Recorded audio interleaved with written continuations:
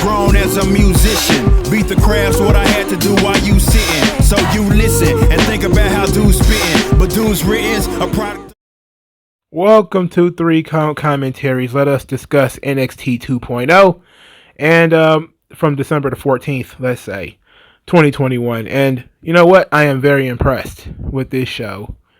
It was a good show, I think. Mostly good. There was some cringe, of course. There's always going to be some cringe.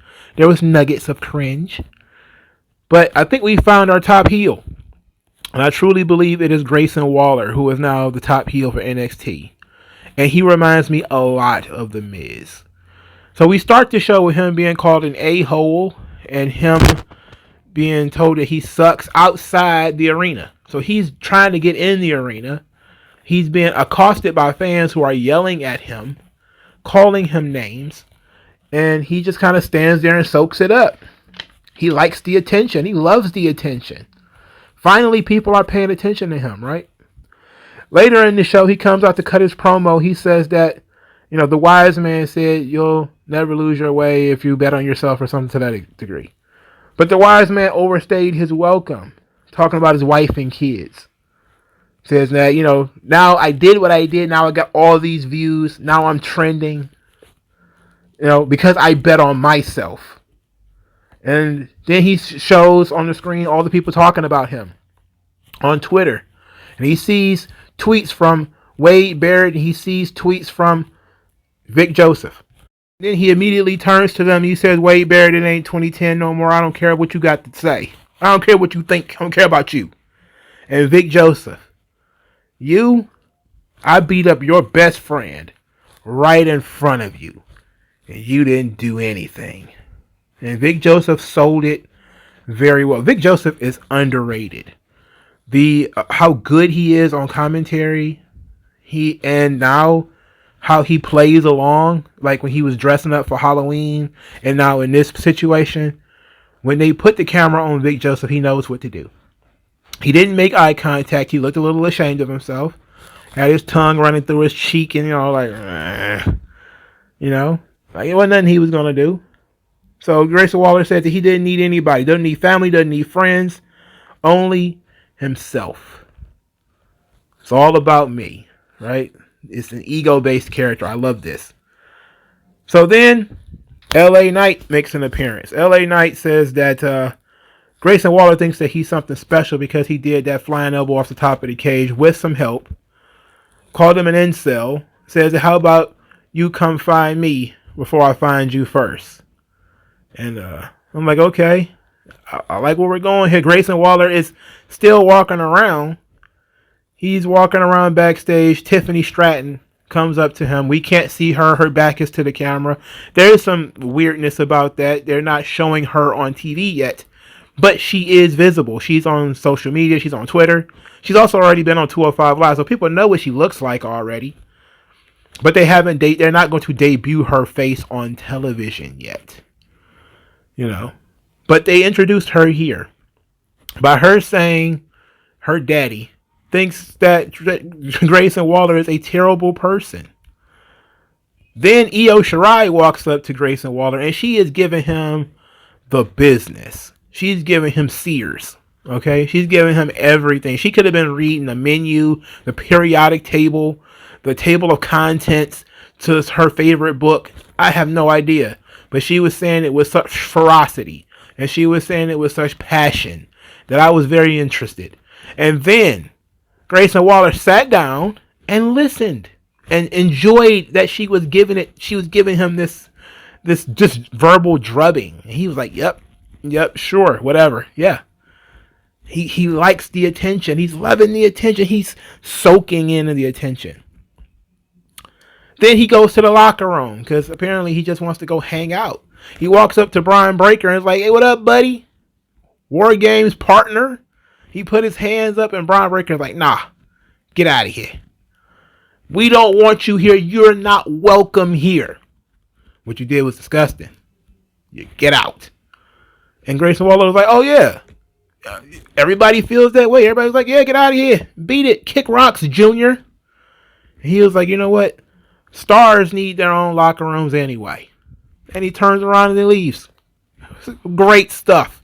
Great stuff from Braun Breaker. They set him up as the locker room leader. You know, also, it's a great, little nugget for later. If they have any type of long form storytelling, Grayson Waller will be the top heel to Braun Breaker's top babyface. And this, I think, was the seed that was planted right here with Grayson Waller being kicked out of the NXT locker room. I love this scene in particular.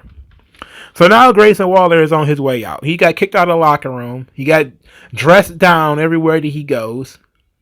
And he needs to get the hell out of there, right? So he's talking about everybody looking at him. That everything is about him now. And there's a woman in the car with him. We can't see her face, but we know it's a blonde. And it's Tiffany Stratton without a doubt, right? We know that. That's a very interesting thing. They're going to start her teamed up with him, which is very interesting, considering his whole thing was him being sort of a playboy up to this point. Now he's an egomaniac, and they're going to have to split camera time with her. I think he should probably be a little bit more settled first before they introduced her. But they apparently going to put them two together. And now Grayson Waller says, all the views, everybody paying attention to him, that's the Grayson Waller effect. And as far as LA Knight is concerned, well, LA Knight's going to need a little bit of help. So as he drives off in his beautiful red car, which I don't know anything about, because I don't know shit about cars, we see LA Knight is laid on the ground, holding his cranium. Yeah, because he apparently just got beat up once again by Grayson Waller. And I loved every bit of this. Every bit of this was very good. Every bit of this was very good. What I loved more than the segments was Grayson Waller's reaction. He knows what his character is now. His character is an attention seeker.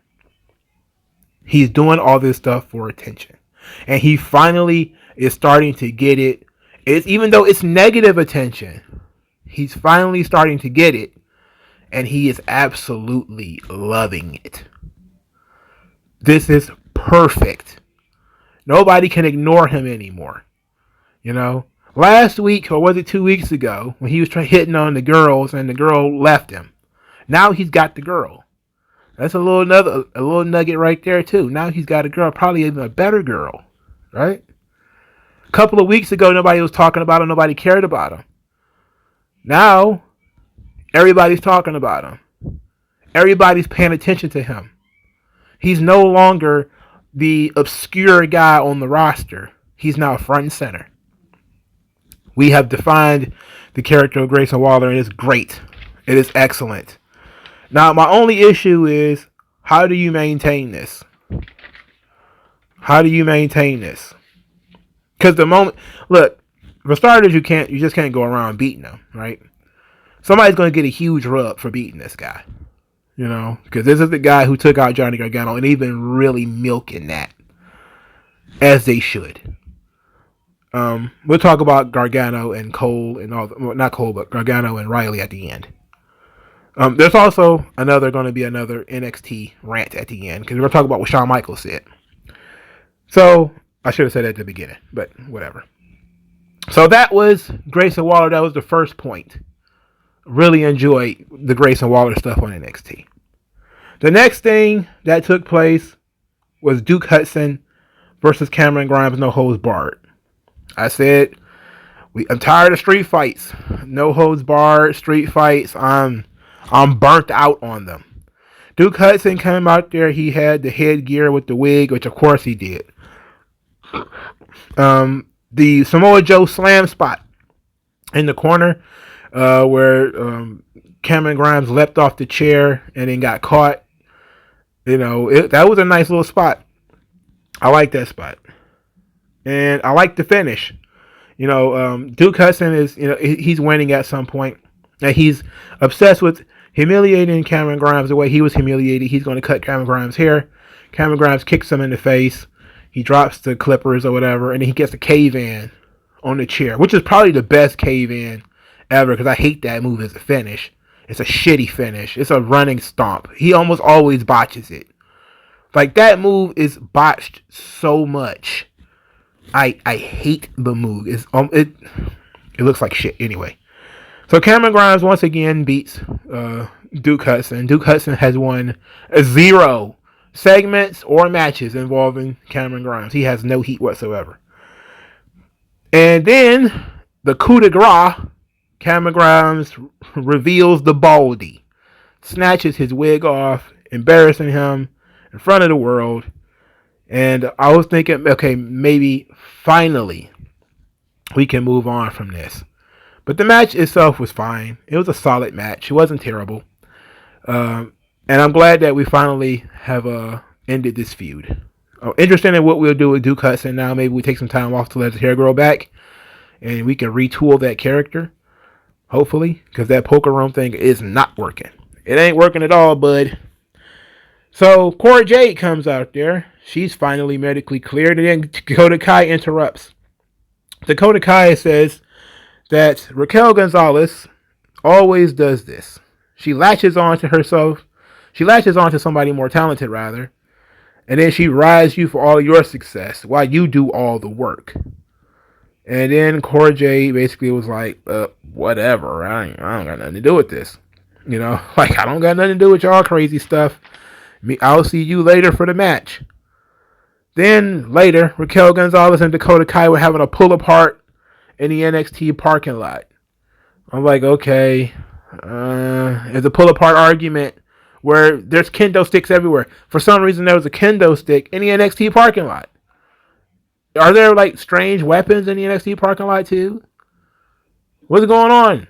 I don't know. But the match itself, Cora Jade versus Dakota Kai, it was fine. Dakota Kai worked the injured shoulder of Cora Jade. Mandy Rose interrupted Cora Jade's introduction to go sit at commentary, where Wade Barrett, told us the age-old phrase that we already know, that simping ain't easy. We already know that, though. Dakota Kai, for some reason, decided to go outside the ring and get a shovel, which I don't know.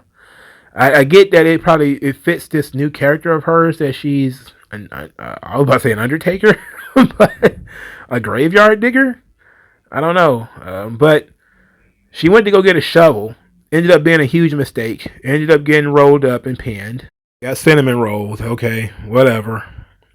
After the match, Mandy Rose attacked Cora Jade. She also got attacked by Dakota Kai after the match, too. So both of them got a little bit of a piece of her. Toxic Attraction posed at the end. Cora Jade is down on the ground. They're kind of making her look good, shining her up a little bit. Showing her that the numbers game is making a difference. Cora Jade is gonna need some friends. She's got at least one, I believe. Cora Jade is very young. She's okay. Dakota Kai's punches, again, does not look like she could break an egg. I don't think she could bruise a banana with that punch.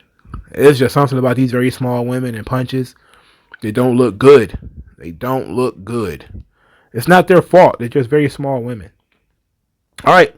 So the third segment, Jensen and Briggs. I still don't know what their names are. I know Josh Briggs. Brooks Jensen. They were hanging out with one another and then decided to go to a concert. And they go to the concert and he says, but where's the girls? And then they find out that the girls are Casey Catanzaro and Caden Carter. Those are the girls. So they go to the concert and party with the life of the party girls. That's their gimmick. And they're Texas two-stepping, and they're doing all kind of stuff. And Jensen and Briggs got their arms around each other. And then Casey and Caden kind of float away from the guys and they start dancing together. They're having fun, and the boys are just standing there being guys, holding each other with their arms around one another. This is all very weird stuff. Look, I get the gimmick of Casey Catanzaro and Caden Carter. They're the life of the party. They're going to find a party everywhere. So they didn't mind going to the concert. But the boys were weird, and they decided to just leave the boys alone. They're going to do their own thing, and they're going to have fun on their own. So,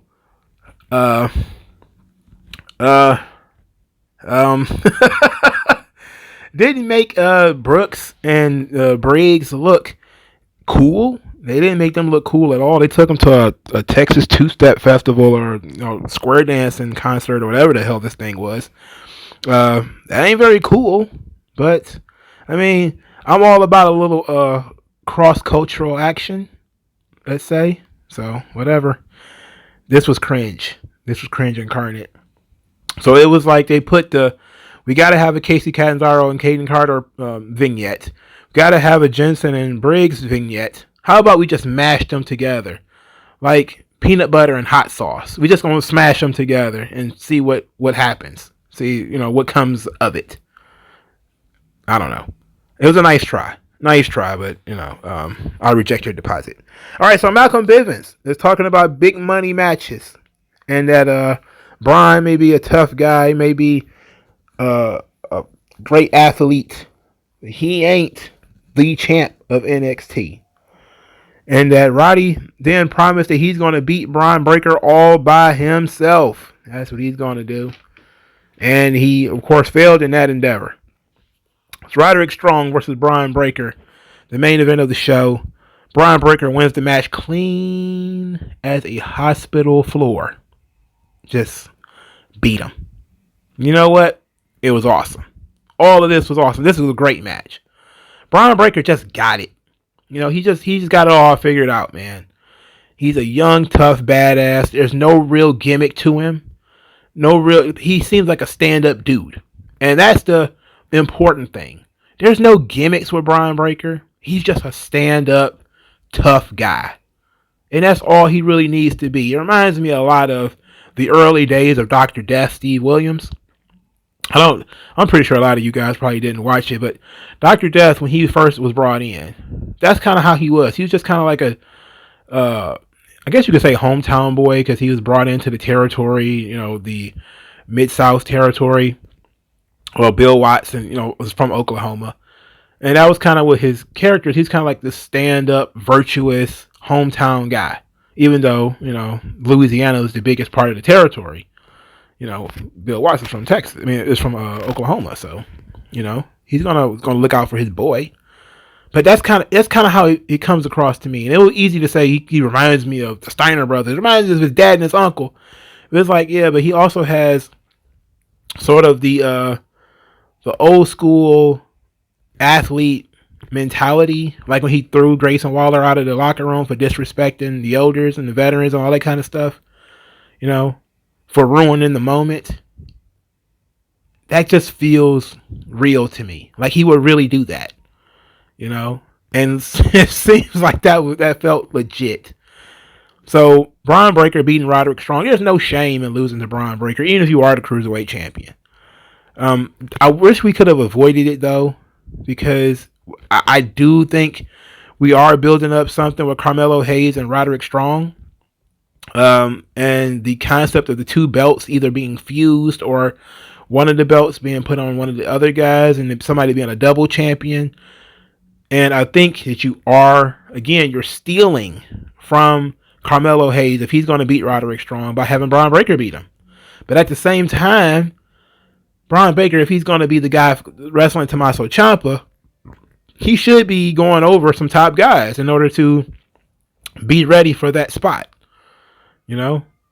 And Roderick Strong is a top guy. Might be one of the best top guys they got left. So Roderick Strong, of course, gave the kid the best match he's had yet. Outside of his match with Tommaso Ciampa, this has probably been the best match that Brian Breaker has had. And you know what? He made it good on it. Brian Breaker did his part. One thing that I found to be particularly strange, and it says a lot, is that when Roderick Strong was chopping Brian Breaker in the chest, Brian Breaker didn't really even sell them.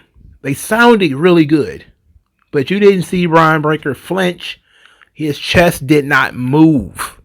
Like it looked like Roderick Strong chopped a brick wall. It sounded awesome. but it didn't sound like it hurt him at all. Like he might have to put some more force in it in order for him to feel it. All right, so after the match, that backbreaker on the announce table was a nasty spot too, by the way. Nasty spot.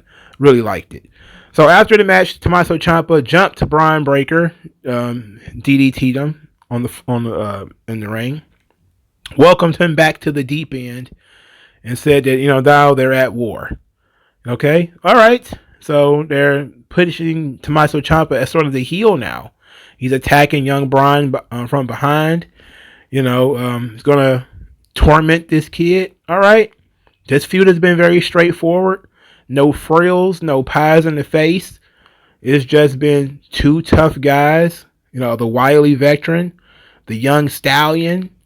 And they're on another collision course. I would have liked for Tommaso Ciampa to face some other people while he got the belt and maybe stretch this thing out with Braun Breaker and take some time off. But, from feuding against each other is what I mean. And give some other young dudes a shot. There's so many guys for Tommaso Ciampa to work with that are young guys.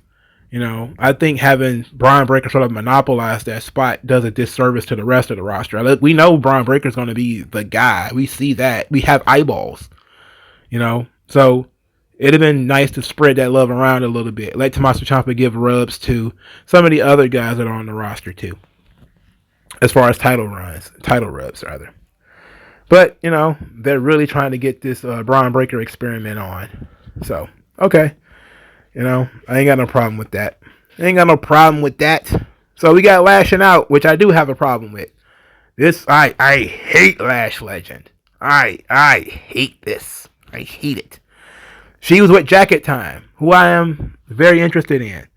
That Jacket Time, once again, were the guests for this show, and Lash Legend loves their fashion sense. What is their fashion sense? What is their secret? And it is style strong. Then the two of them challenged Grizzled Young Veterans to the match. They were speaking in Japanese. I looked away for a minute. The captions did their thing. I don't know, man. I have no idea what was going on. Nobody understood what Ikemen Jiro was saying, so he just stood up and said, "Jacket Time," and everybody cheered. Everything Ikemen Jiro does is hilarious to me. I am going to be completely and totally biased. I like Jacket Time 100% because of Ikemen Jiro. He's fucking hilarious. I can't tell you. It's like when sometimes you just see people and they're silly and they make you laugh. That's how Ikemen Jiro is. He don't even have to do anything. Just him wearing that goddamn jacket, hanging around, is funny to me. He don't have to talk. He don't have to do anything. He just stand there. That's charisma. He has charisma. Like, he gets attention because he looks weird. And then he does weird stuff. But I don't want to be like him. And I don't want to mimic him. And I don't think other people should mimic him either. But I wouldn't be lying if I didn't say that I think the motherfucker is funny. He's funny as hell. To me, he's hilarious. So, Jacket Time versus Grizzled Young Veterans. I felt bad for Grizzled Young Veterans. I really did. Because they lost. The Creed brothers helped them lose, but they still lost. And they are lost in more than just matches. They're lost completely in terms of direction. There is no direction whatsoever for Grizzled Young Veterans. But I will say this. Those dudes need to find a gym. All right? That's one thing I will say. All four of these guys need to find a gym. All four of them, especially Kushida. I looked at Kushida's arms during that last Legend segment because he's wearing a cutoff shirt. And I was saying to myself, if you want to know why Kushida's in this position, no English is not good. No real gimmick or character. Look at his arms. Just look at his arms. That's why Kushida's in this tag team. Want to know why Grizzled Young Veterans are doing silly gimmicks? Look at their body type. They're in good shape for pro wrestlers, sure. They're not in WWE shape, though. They need to hit the gym. They need to tan. They need to get oiled up. That's what made Imperium stand out. They came alive once they hit the gym and tanned. Hit the gym. Hit the fucking gym, please. Grizzled Young Veterans, I love them so much. They were very good in this match. They're very good all the time. The Creed brothers, I don't remember what the Creed brothers have with Grizzly Young Veterans. I don't really remember. I just remember all these tag teams started arguing a couple weeks ago. They were fighting each other. I don't remember the Creed brothers being involved with that, but whatever. Maybe the Grizzly Young Veterans pulled a scam on them and I didn't pay attention to it. But the finish, the jacket time finish, though, I love that. That was awesome. It is a Scorpion Death Drop plus a senton. So Kushida does a Scorpion Death Drop. Then, boom, here comes Jiro with the Jeff Hardy senton. That was the finish. Great finish. I like jacket time because I like Ikemen Jiro. I like Kushida too, don't get me wrong. But Jiro is fucking hilarious. I'm not afraid of it, man. He's funny as hell to me. And I don't know why. I'm trying to figure it out. But he's just a silly guy, man. I'm a silly guy, so we get along. All right, Ivy Nile. Ivy Nile defeated Amari Miller. The match was fine. It could have been a little less competitive, though. I get that you kind of want to get Ivy Nile in the that she needs to start working competitive matches. They all can be squashes, but I think the match went on a little too long, just a little. I still love her Dragon Sleeper finish, and I like that she does like push-ups on Amari Miller's back. You know, like that show off. You know, show off a little bit. I like that. I'm really enjoying the Ivy Nile stuff. I don't know where she should be positioned in terms of being the women's champion. I think we should be pushed that back a little bit. But I say that she needs to be in the running for being the women's champion at some point within the next year. You know, I think right around April we should be talking about Ivy Nile being the champion because I think she's the breakout star for the women's division. You know. From the new women, let's put it like that. I think Ivy Nile, because she just has a great look. Only problem is her voice. Like I said, every time she speaks, I just see bubble baths and, you know, teddy bears and all that kind of stuff. Just stop her from talking. So Zion Quinn cut a promo. He said something about, you know, now that he knows the rules of the game that Elektra Lopez is playing, that the game is on. And I was scratching my head. And I was like, okay. Then in comes Von Wagner and Robert Stone. Robert Stone's talking about the disrespect. He's tired of being disrespected. Then Von Wagner's talking about he's going to squash somebody into the ground next week. And they said he will be in action. And I was just kind of like, are they together? Is this a segment with these two guys together? Or is it that Robert Stone was talking and then Von Wagner just interrupted because he can? I don't know.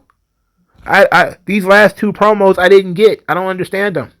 They're almost devoid of context. What does Zion Quinn mean by now that he knows the game that they're playing? Clearly, I guess he means that Elektra Lopez did that on purpose, you know, to help Santos Escobar, or is it that now that he knows she was trying to help him? It was so confusing, it makes no sense. And Von Wagner, I don't know, man. Well, he's gotta put the pedal to the metal. Something's gotta happen here. I really like the idea of him being Adam Pearce's bodyguard, and I think we should have stuck with that. You know, how about that? All right, so my boy Joe Gacy, his segment decides going to come up. He tells Harlan, "Don't be afraid of who you are. You've waited for this. You've been preparing for this." Harlan then goes out there and absolutely turns Guru Raj into hamburger. This was awesome. He slams his head into the ground 150 times or something like that. It was pretty cool. Pretty violent, out of control stuff. He looks a lot like Nails. Somebody said that, like, and I thought they was just being, you know, they was just, you know, cracking on the kid. But he does look like Nails. Like legit. In this full bodysuit, he looks a lot like Nails. Anyway, he just destroys this guy. And then after the match, he continues to bash his head into the ring. The referees and all those types of folks show up and like, no. Joe Gacy's like, wait a minute, pal. Come on, buddy. You don't got to do this, buddy. It's all right. He didn't mean it's all right, buddy. He talks Harlan down. They're going to escort Harlan out of the building. That's what they're going to do. Then, as they're escorting Harlan outside of the building, they're escorting him down the stairs. And Brian Kendrick very innocently touches Harlan on the shoulder. This leads to Harlan launching Brian Kendrick down the stairs. This fucking ruled. This was awesome. All right? This was great. I'm not going to hold you. This was great. So, I didn't know who the guy was. I wasn't paying that close attention to the segment. You know, it was one of those bumper segments that looked like it was happening as we came from commercial or as we was going into commercial. I'm not even really sure. It was very short though. And then I was like, wait a minute. The guy looked familiar. And I was like, is that Brian Kendrick? And sure as shit ain't sugar. That's who it is. It's Brian Kendrick. Brian Kendrick got launched down some steps. It was obviously a camera cut, so you didn't see him like literally falling down the stairs and dying. But they showed Brian Kendrick and WWE Medical, and then we escalated this thing. This thing got really, really hot. Vic Joseph said they took Brian Kendrick to the hospital. He literally used the word hospital on a WWE show. Harlan is the first guy to send somebody to a hospital on WWE in probably 10 years. It's been at least 10 years since somebody's been sent to the hospital and not a medical facility. I wonder if somebody screamed at Vic Joseph for saying that. I wonder if somebody was in his ear like, it's medical facility, god damn it. What the hell? You ruined it. You ruined the whole damn thing. Get the hell out of here. Yeah, it'll be alright. It's ruled though. This fucking ruled. It's showing us that Harlan is completely and totally unhinged. You know? And that maybe he's got something in his backstory that makes him this way. So, you know, only Joe Gacy can touch him and calm him down. Anybody else touches him, he's gonna send you launching down some steps. I like that. I like this Harlan stuff. It looks like nails, but I like it. I like it. All right, so Riddle and MSK did not like this. Did not like this. Didn't like this at all. What's in the bag? What's in the bag? What's in the box? What's in the box? There was odds and ends in the bag, and it was a Magic Mary Poppins bag where they was just pulling out random stuff like baseball bats and John Cena's United States Championship, which I actually laughed at. That was the only thing that made me laugh in this whole segment. You know, this segment was cringe. There's nothing they can do that will make MSK good. I'm almost 100% sure that MSK is just bad, okay? They're just rotten. It's just not good. And adding Riddle to it is not working. It ain't working. Because Riddle is charming and he's stupid. But this ain't working. You know, they end up pulling out scooters and then they ride off into the sunsets because Riddle is telling them that they need to focus and unclutter their lives and focus on winning the tag team championships again, which of course is very ironic considering just on Monday, Randy Orton told Riddle to stop being the shaman, to give that up, and he needs to focus. So they have an unfocused idiot shaman, and they're unfocused idiots. I wish WWE could get this together. If you're going to do cross-brand stuff, at least have this stuff make sense. And unless Randy Orton's going to show up on NXT, we probably should pull Riddle from this show. I don't know how we're going to pull Riddle from the show. Maybe they ought to just leave and say, thanks, bro. We really appreciate all your cool advice. He's like, yeah, I really have fun, guys. Stallion West, Stallion Nash, good bros. I'll see you guys down the road. And I got something to do later, man. Peace out. And then he just leaves. You know, something's got to shake because Riddle is, this sucks. This is not good. Put this on the not good train. All right, so What's our next segment? What I'm looking at, y'all. I lost place on my notes again. Okay, there we go. Because I went so many stuff together. All right, so Tony D'Angelo. Tony D'Angelo was going to wrestle Andre Chase. So this is a heel contest. This is very weird. Why would you have two heels wrestling each other? It's WWE, and they don't pay attention to this kind of stuff. So Tony D, I like the Tony D'Angelo. For starters, the character rules. The character is very good. But what I really liked about this match was I didn't really care for the match itself because again, it's two heels, so I was kind of like drifting. But what I liked about it was how Tony D'Angelo showed the dichotomy of the character. In other words, he was using his amateur background, but he also pulled Andre Chase's shirt over his head and was hockey punching him in the stomach, you know? So it was like the amateur stuff that he could do, the suplexes, the takedowns, but also the street brawling stuff that makes sense for the character to have, you know?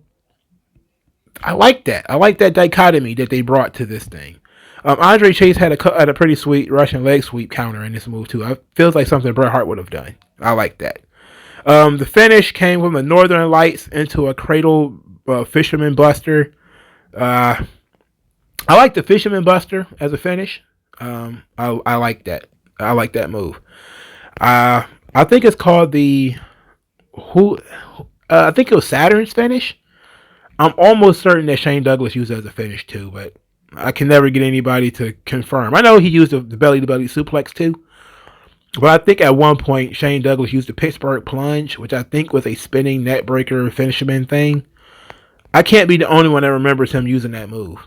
Somebody, somewhere is going to remind me that Shane Douglas used to use that move as a finish. Anyway, after the post-match, Tony D'Angelo said that he got the world on the string and that he's been doing everything that he said he was going to do. Then Pete Dunne came out there. He got called names by Tony D'Angelo. He called him a Stugotz or whatever the hell. Pete Dunne came out there. You're doing a lot of talking for a geezer with no track record. Let's see if you keep that same energy to my face-to-face. So then he comes into the ring, gets into the face of Tony D'Angelo. Tony D'Angelo's like, whoa. You know, look at that over there. You see that over there? He's got his mouthpiece. He stole his mouthpiece at War Games. He stole his mouthpiece. Why did he steal his mouthpiece? I don't know. Why his mouthpiece? I don't know. We couldn't find like his grandma's ring or something that that we didn't know Pete Dunne had around his neck or something like that, and then Tony D'Angelo took it. That way, it couldn't be something that he could easily replace. Like, Tony D'Angelo took your mouthpiece. So what? Get a new mouthpiece. Like, it's not like you're a gold-plated mouthpiece or something like that. Nothing important to you. Like, NXT has this weird thing where we're just going to take things out of people's mouths and we're going to put them in our pocket. Like, didn't Santos Escobar, he stole Swerve's grill and put it in his pocket.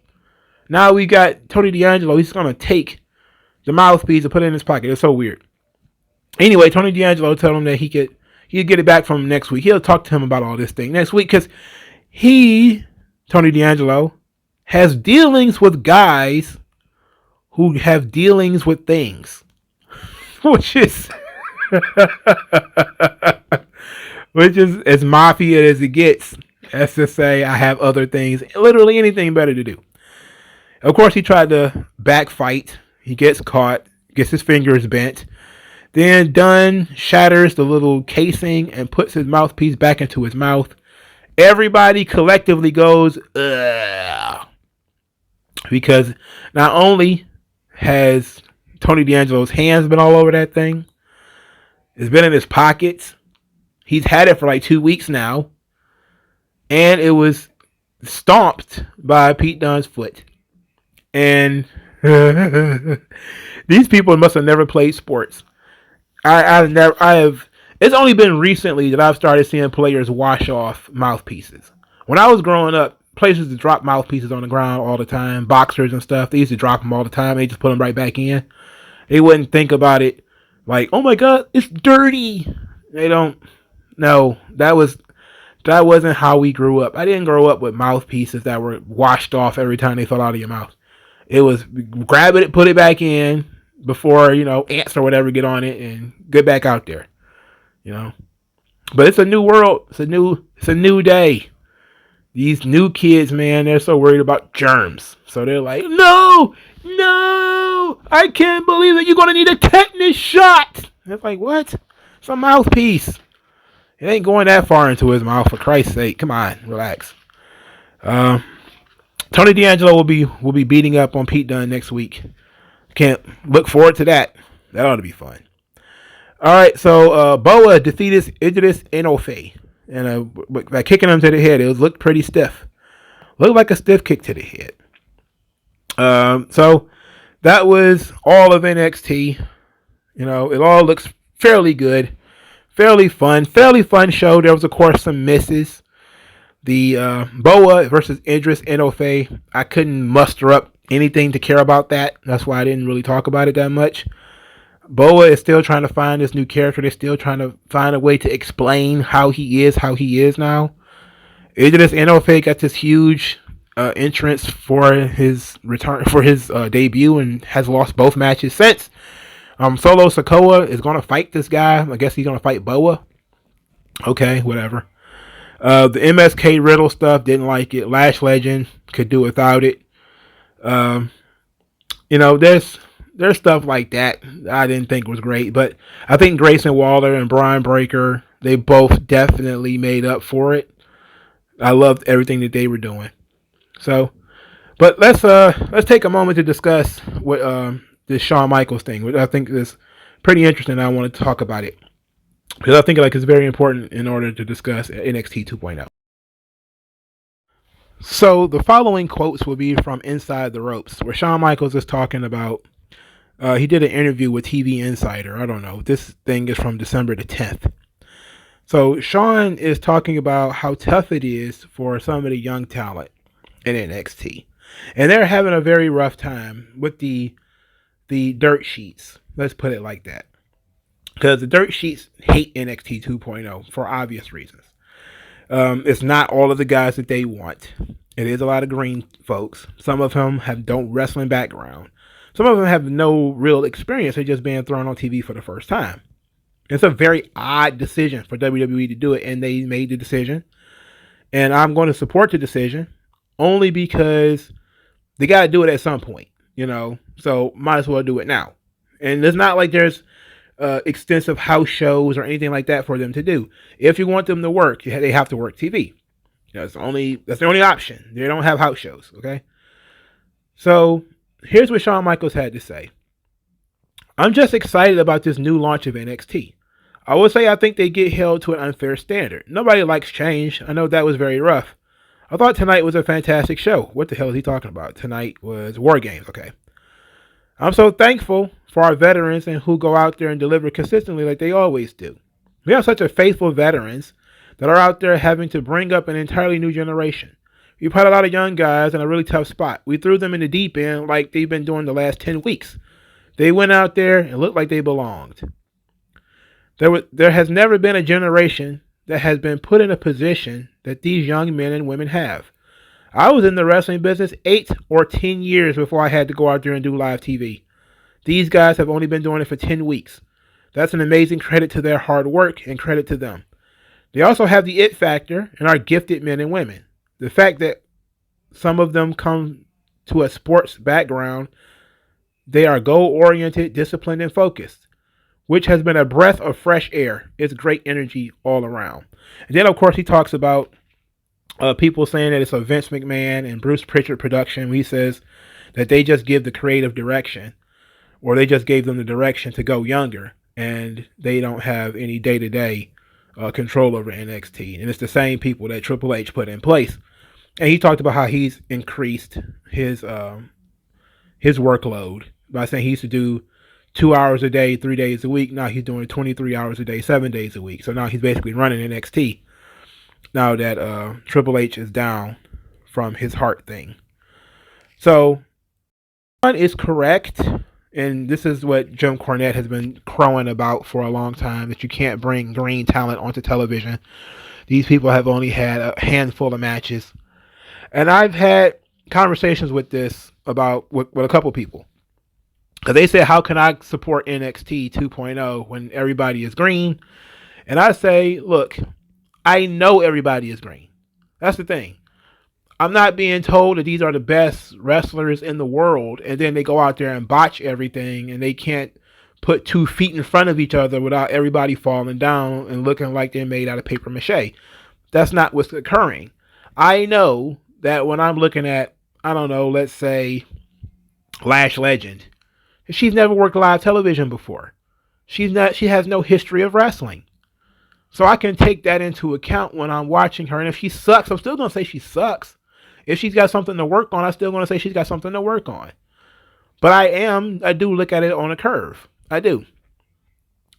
That being said, I do think that a lot of the hatred that you get from the wrestling intelligentsia, that class, and I saw very recently PW Insider doing a Q&A. It was Dave Shearer that was talking trash about NXT 2.0. Let me see if I can find that.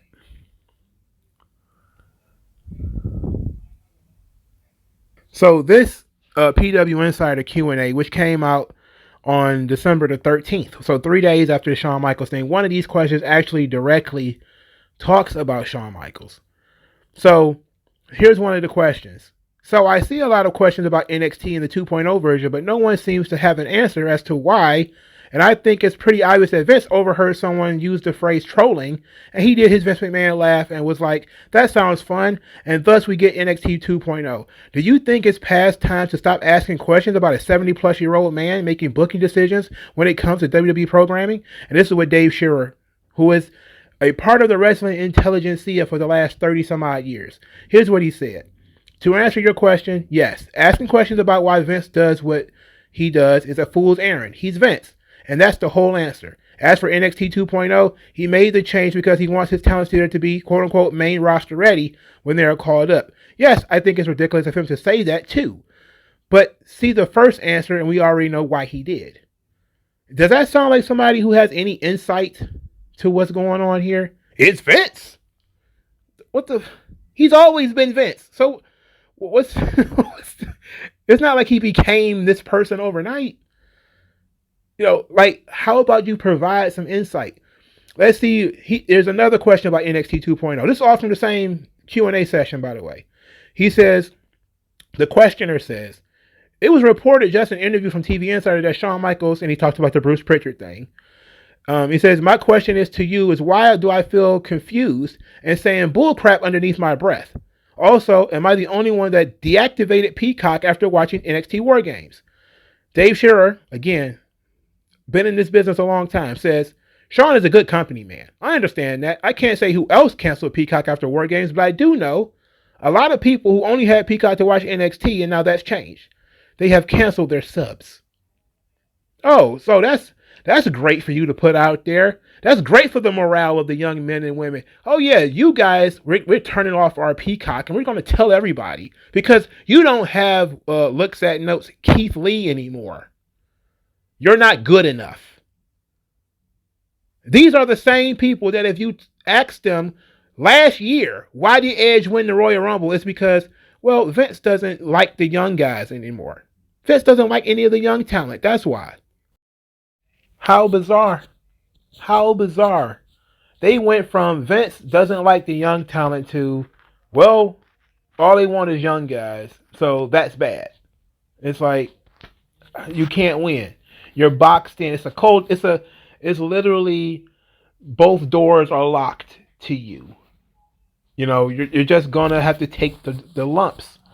And I understand what the average person is saying, but these people having not much in the way of experience. But that's what we got to deal with. Okay, that's what NXT always been. But they had the benefit of house show loops in the past. Developmental programs had the benefit of house show loops. They're not going to just shut down developmental because COVID. They can't. People have to go out there and learn at some point. Might as well do it on USA Network's dime. there's still a small contingent of people who want to see it and are cool with it, and about 500,000 people watching it. You know, hell, the original NXT was bleeding viewers by the week. Same people that they claim to love, Finn Balor, Adam Cole, all those people was on top. They were losing viewers every single week. They were telling you that they're trying to do takeovers every week. Then they were shitting all over it. NXT sucks. It's boring. And now all of a sudden they changed course of direction because they said, fuck this. We have to actually start focusing on the future of the business. So we need to actually get some young guys in this system. Who cares? And I think I started this rant with the conversation that I had with somebody online, and I want to end it with that. Somebody said to me, "You can't put green talent on television." Again, that's the whole Jim Cornette thing. And I said to them, "Nobody's gonna remember this shit. Nobody's gonna remember this shit at all. In 15 years, are you really gonna remember when Braun Breaker was green on NXT? No, because nobody remembers the early days of Hunter Hearst Helmsley. Like, if you go back and watch Hunter Hearst Helmsley matches, who does that, really? Nobody. Nobody goes back and watches matches when Matt and Jeff Hardy were job guys on television. Nobody does that. So, nobody cares. Okay, so the idea of you can't put them on TV when they're green, who says? Who wrote that rule book? Usually, you would want to wait because you want people to be experienced when they go out there and do stuff so that they look good, sure. But WWE is going to have to say, look, you got to learn on the fly. This is going to be a hard situation because you don't have house shows. So you got to do it on TV. So they're picking the talent they think are best TV ready and putting them out there. And some are better than others. Some are more ready than others. And that's just the nature of the show. But that's wrestling in general, period.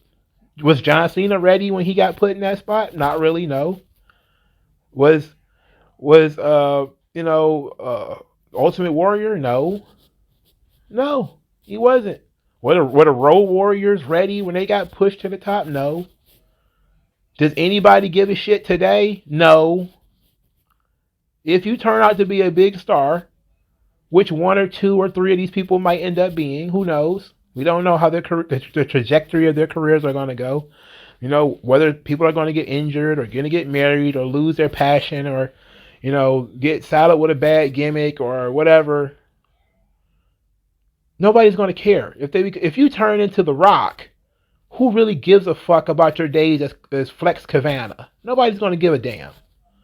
People may say, oh, I saw Flex Kavana. But that's nice. It's nice of you to have seen Flex Cabana. It's nice of you to remember Rocky Maivia's debut at Survivor Series. That's real nice. Nobody gives a shit. We're talking about The Rock here.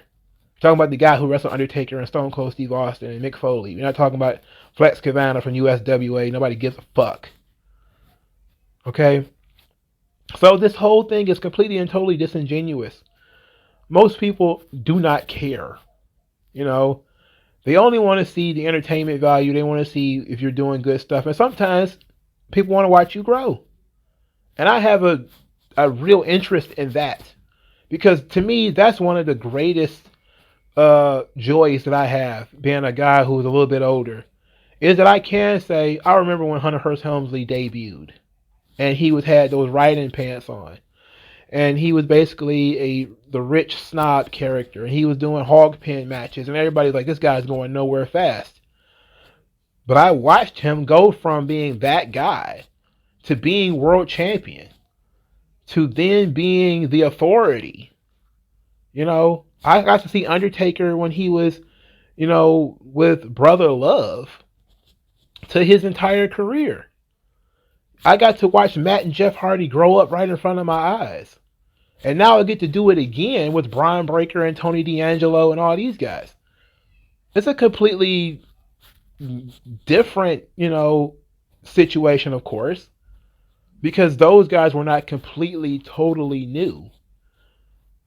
But most of them were completely and totally new to at least to the characters that they were playing. Like when I first saw Steve Austin, I probably saw him in passing in WCW and didn't pay much of attention, but really the first time I saw Steve Austin was when he was a ringmaster. You know? And I got to see, him go to being what he is now. That's part of what really attaches people, is when you get to see somebody actually grow up in front of your eyes. That's really that helps them as a wrestling fan. Same thing with basketball players and football players. Like I remember when Tom Brady was a rookie. I remember watching Tom Brady in college. It's a special thing. And now we're trying to deny this to some of these young people because, well, we'd rather have our indie darlings. You want to hurt our indie darlings by taking away their jobs. We're going to hurt your young talent by destroying their morale, by spewing all over our websites that they suck, that they have no passion for the business. They're just doing this for the money.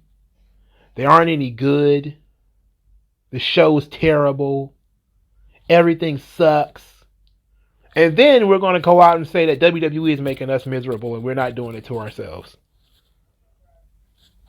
It's ridiculous. Absolutely ridiculous.